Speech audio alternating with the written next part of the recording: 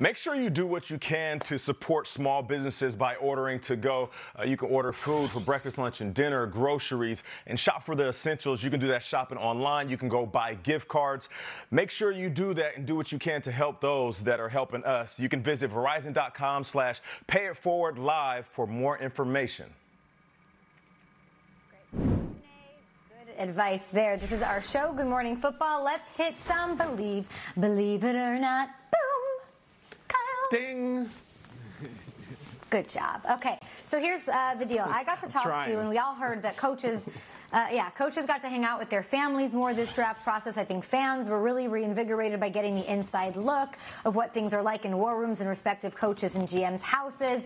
And Commissioner Roger Goodell, I got to chat with him this weekend, and he told me that there are elements in this draft, the way it went, that they would like to carry forward into the years to come, which I thought was really interesting. So let's start with that. This was a draft unlike any other, but it was also the most watched draft. We also, as an NFL family, raised over $100 million already for COVID-19 relief. There's a lot of goodness going on.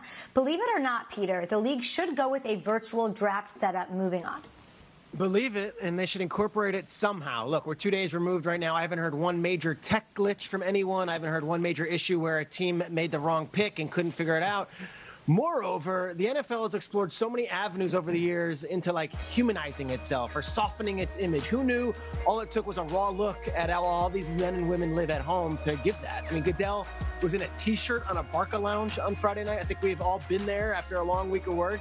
And I thought Lions GM Bob Quinn had some really good insights in his post-draft news conference. He said the virtual draft has made him think about having a better spring work-life balance and to tone down the hours of work and to work smarter rather than longer, maybe incorporate more things virtually. I don't know if I ever need that sterile team facility war room reaction shot of a bunch of men pumping their fist.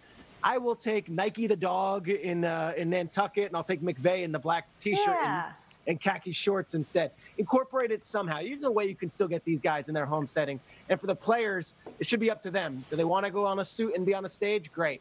If they don't, I love the home reactions too. Yes, Regs, I agree with you. When it comes to the organizations, I love the looks inside the players' homes. But when it comes to players actually walking up on that stage, the first-round guys, the guys that are slipping that you get that live look at while they're sitting there at the table or in the green room, I also miss that as well. So there should be some type of hybrid, a combination between the first round theatrics and what we saw this past weekend. I think if you take the cameras after the first round and you place them in majority of the players' homes, we can get both. And I believe people will be excited for that. The one thing I appreciated the most is that we got to see more family members. We got to see the relationships that mattered, and we saw more tears than ever before. So for me, if there is a hybrid between what we're used to and what we saw this weekend, that would be perfect.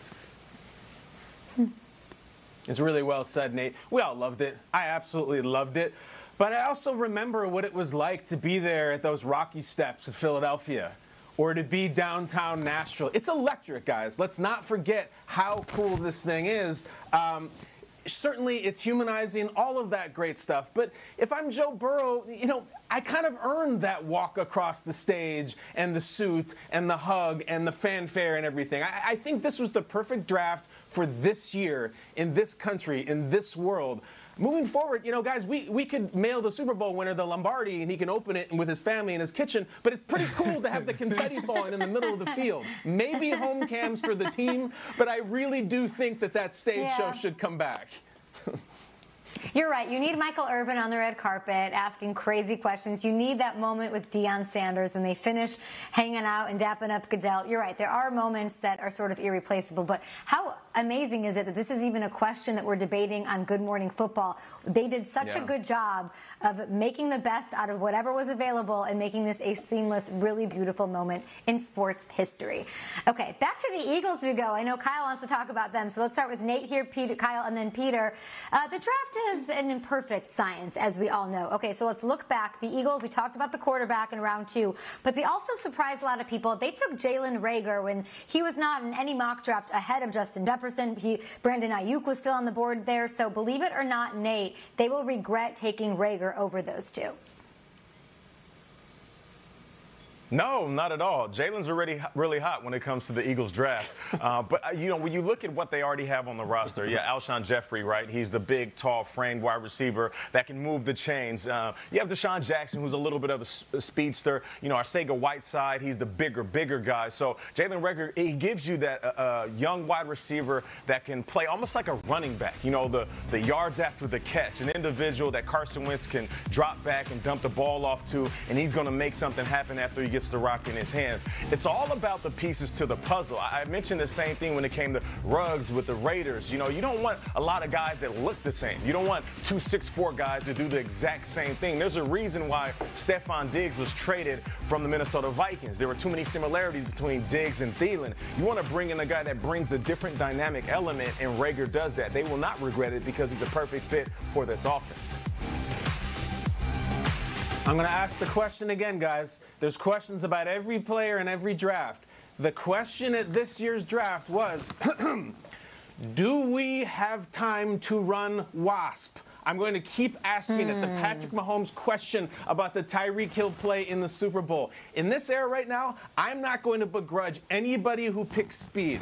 There's too many short passing games that are working. There's too many gadget plays with reverses and jet sweeps. There's too much speed now more than ever. If somebody gets thirsty for speed, there's a reason for it. Sure, maybe there's mechanics and catch radius and minutia that Jalen Reagor is not superior in. Do we have time to run WASP? That is all I want to know. Reagor is a fine pick for me. Well, I'd like Reagor to work out, though, guys. I mean, Nate, you're listing receivers. Alshon Jeffrey, who I don't think is going to necessarily have a definite future in Philadelphia. Deshaun Jackson, whose best years are probably behind him and might not have that future. And Arcega Whiteside, who between us as a second-round pick wasn't great last year. So you better nail this one. The Eagles have 14 wide receivers on their roster right now after this draft. They drafted a ton of them, and they signed some in free agency.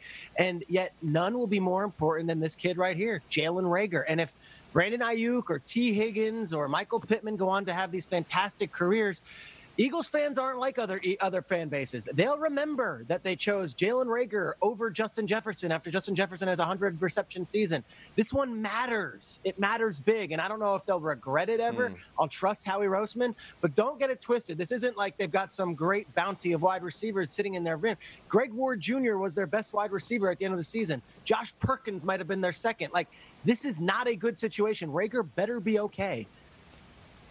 Yeah, you mentioned J.J. Arcega-Whiteside. That was something that Greg Rosenthal brought up Around the NFL podcast that everybody should listen to as a reason why taking Jalen Hurts in the second round isn't the worst thing ever, because the guy that you did take second last year only had 10 catches and was banged up. And there's a lot of pressure on him now to step it up and have a big leap in year 2.